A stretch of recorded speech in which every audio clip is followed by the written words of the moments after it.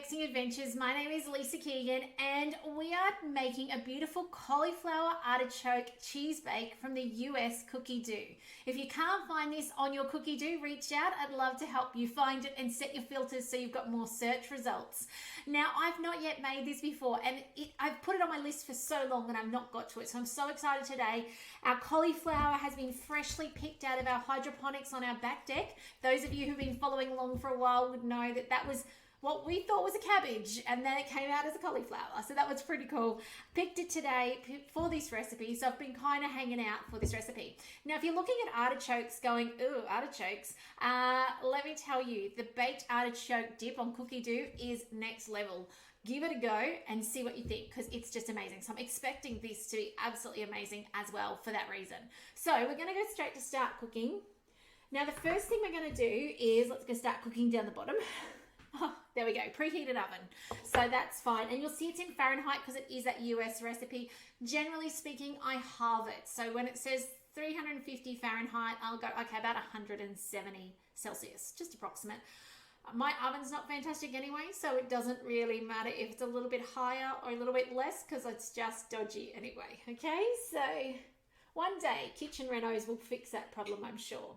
So it's telling us to grease Rockstar Betty casserole dish, which is an 8 by 12 inch, 12 inches, 30 centimeters.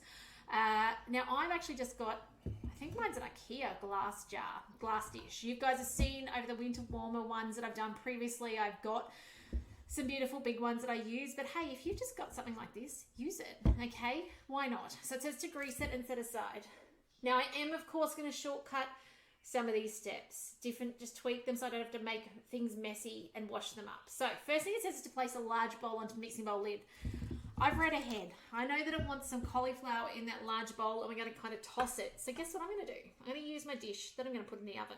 I've taken the measuring cup out of the center and then I'm going to go next and it asks my cauliflower. Now, if you're shopping and you're going, what is 24 ounces of cauliflower? The easiest thing to do, and some of you have heard it before, but multiply by 3 and add a 0. So I'd round that up to 25. My maths is not great, just to be completely transparent. Multiply by 3, that is 75, and then add a 0, 750 grams of cauliflower florets is what you want. So I'm going to literally get my little florets here and start chopping them up into their little chunks. Hopefully I don't find any little creepy friends in here as well.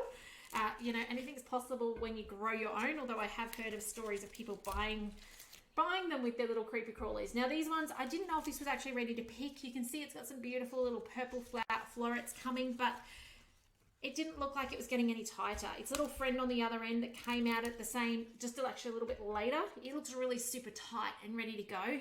Whereas this one, I don't know, it's a bit different. So I thought, you know what, I'm gonna pick it anyway. It's full of good stuff. So I'm going to spend the next little minute doing this, cutting it up, getting in here, and I will return to show you the next step shortly. So we will see you in a second. Okay, welcome back. So you can see I've only got just short of 17 ounces. That actually fills my container as much as I probably wanted anyway. So I'm actually okay with that. I have kept all the outer leaves. These can actually be used in place of spinach, in place of lettuce. You can chop them up and use them for all sorts of things. I've also kept the stem, just a little FYI. Use your stems of broccoli and things like that and cauliflower in things like stock. All right, so they're perfect in there. I did find I had one, oh, he's jumping around somewhere. I had one little friend in there. Don't know where he's gone now. He might have jumped over to these other leaves, but otherwise only one creepy crawly, which is nice. So, okay, artichoke hearts. You can see on this recipe, they've actually forgotten to put the reset on scales. That's okay, we can do that ourselves. Just a little FYI though. So, artichoke hearts, they look like this. I don't grow them myself. I buy them in a jar. This is 2 jars worth, and it says to weigh into the bowl that's on the mixing bowl lid, those. So it is those 2 jars drained off in my simmering basket. They're very interesting looking things, that's for sure. It said they were in oil drained, so they were in oils and they're drained. We don't eat peas. Kids won't touch them, so guess what? Skip it. That's okay. All right. Then we're going to put in some olive oil, 2 ounces. So that's about, I don't know, whatever the scales tell us. I think it's about 60 grams. Which is actually a fair bit of oil, but considering I actually didn't grease this dish, I'm actually not so bad with that. All right, next. Now, it says to add some garlic powder. Now, I don't have garlic powder at the moment. I've just got my jarred stuff, and it says 2 teaspoons. I'm just going to dollop this over the top, and I do have though the next one with the onion powder. So there's a beautiful local lady to us who actually makes her own onion powder, and I'll give her a bit of a shout out. It's called Stavina Produce, which is Australian grown and absolutely amazing, made in Gympie, and just says to keep it in a dark, dry place. So we're going to put that in as well, 2 teaspoons of that. It smells absolutely amazing. You'll see that it's in flake form. Mainly because then it doesn't stick together. Has anyone else had it in the pantry where it clumps together in one big lump? She actually said to avoid that because we've got so much humidity here, is to put it in the fridge. Okay, so zip it up, put it in the fridge. So far, so good. Haven't had to. Okay. Paprika. 2 teaspoons of beautiful paprika. In it goes. And some salt. And I'll have to look at what that says for salt because I can't read it off the screen. Just need a wee bit bigger screen. So I'd love to know, as you're watching along, have you given this recipe a go? Is it something you've tried? And if so, did you and your family enjoy it? I'd love to know. So we're going to toss this around in a second. How much salt does that say? 1 teaspoon of salt. Here we go. Good amount of that. I'm excited to try this. Excited to see if the family will eat it, and also the kiddies. And then set it aside. So that's done. So yes to that. All right, so now into our Thermomix goes. I'm going to tear that back. I've got the measuring cup out, so I'll just pop it in there. It says some bitey cheese. It says aged white cheese. I mean, that must be a UK thing. I'm actually just using leftovers from some Mercer Valley Classic that we bought for a cheese platter. So I'm just going to put that in, cut it to the size of your blades, okay, through like that, so that it fits down the blade shaft. Now mine's a little heavier because I actually don't have the next cheese, which is a goulash cheese. I don't know how you pronounce that. You'll see in a second. So I'm actually going to use this for both of those replacements. Let me just put this down to cut it.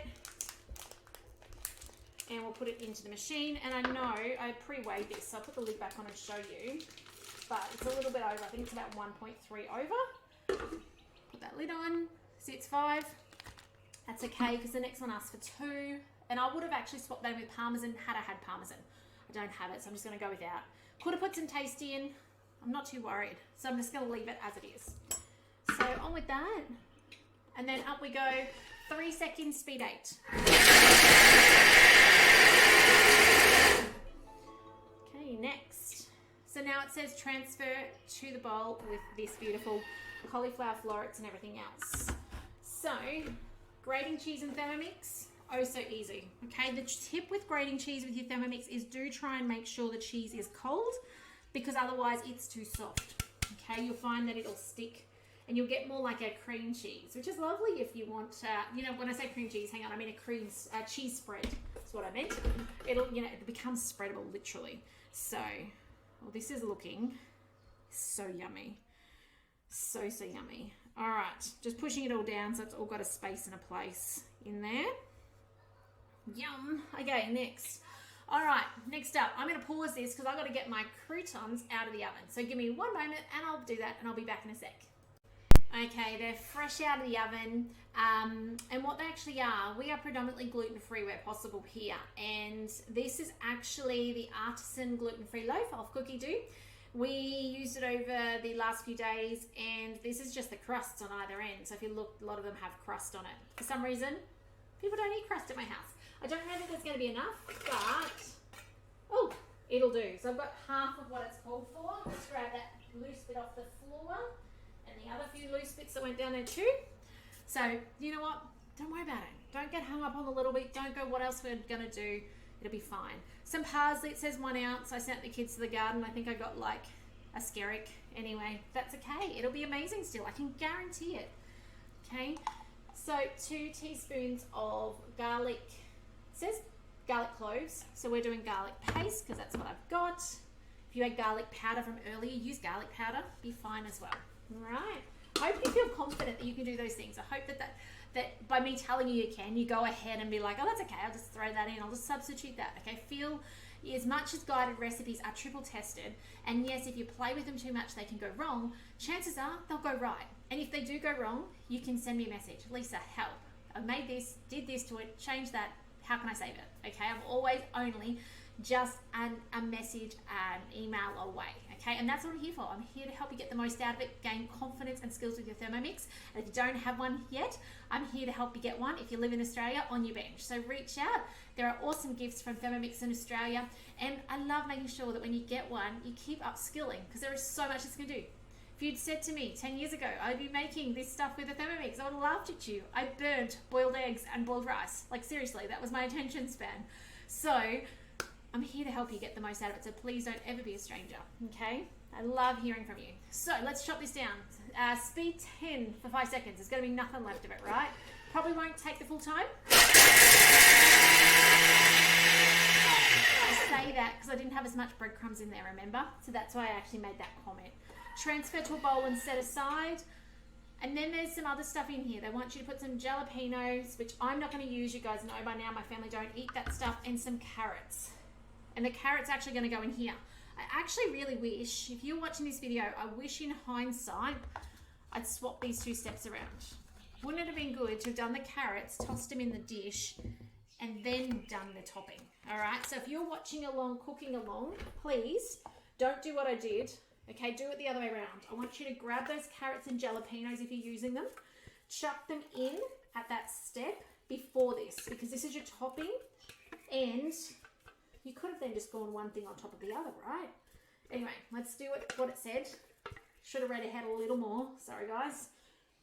But as you know, I keep it real in this kitchen. I throw things on the floor at times accidentally and make a mess, and that's okay, because I bet you do in your kitchen too. All right, 4 ounces of carrots. Don't peel them. Just cut them into chunks so they fit in. All right. A bit short on that today too. That's okay. I didn't pre-measure anything. Okay, I just guesstimated. All right, 2 seconds, speed 5. It's going to give it a really loose top. Then it tells me to put that on here and toss to combine. And we're done. Like, it's going to have the topping on it. It's going to go in the oven. Oh, it's actually, you know what? That's a bit chunky. My family won't eat that. So this is the other thing with your guided recipes, is if you go, you know what? My family will not eat that. Lid on. Hit the home key.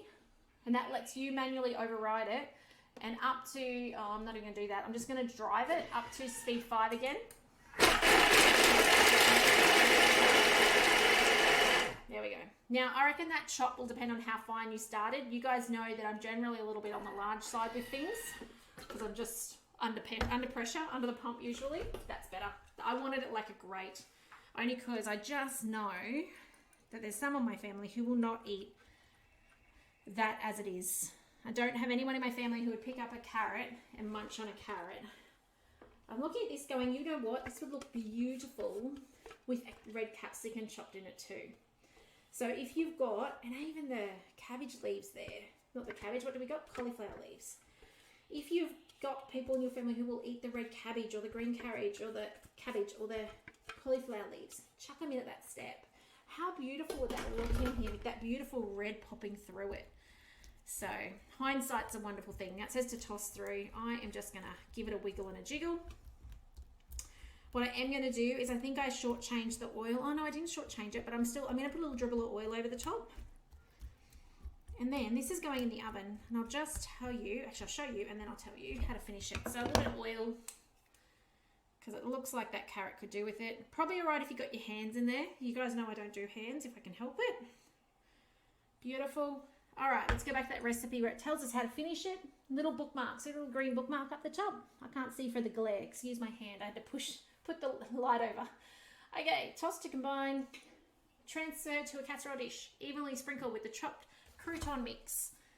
Okay, now if you don't have any bread on hand, what could you use? If you can do rolled oats I think would be a good substitute. If you can't do rolled oats, quinoa, I reckon it'd be another good substitute. You know what? You could actually totally miss that. I mean, it's making a crumble on top. I reckon you could go with that. You've got the cheese there, right? Put that parsley in with the cheese step, and then be amazing. Get that carrot in earlier though. I'd even chop that, if I remembered, that carrot and the jalapenos earlier in the recipe. Okay, so totally up to you, but that would just be another way. If I make this again, I will be shortcutting it a little bit more again. So now it goes in an oven, and it cooks 60 minutes at 170 degrees. And this is going to be beautiful. All right, absolutely amazing. Garnish with fresh parsley leaves and serve hot. So I reckon also perfect for those of you who batch cook on a weekend. You could pre-make this up, put it in the fridge, get it out through the week, put it in the oven and reheat it. So I would cook it, like at this stage I would still cook it, but I would then just reheat it when you need it through the week, because it looks and smells absolutely divine. All right, guys, I hope you have enjoyed this video. I can't wait to show you the picture of the final product. Actually, you saw it at the beginning too, didn't you? At the title, the beginning. But give this recipe a go. Tell me what you think. If you can't find this recipe, reach out. I'd love to help you with your Thermomix. But thanks for joining me today. My name is Lisa Keegan from Thermomixing Adventures. Take care. I'll look forward to seeing you in the next video soon. Bye for now.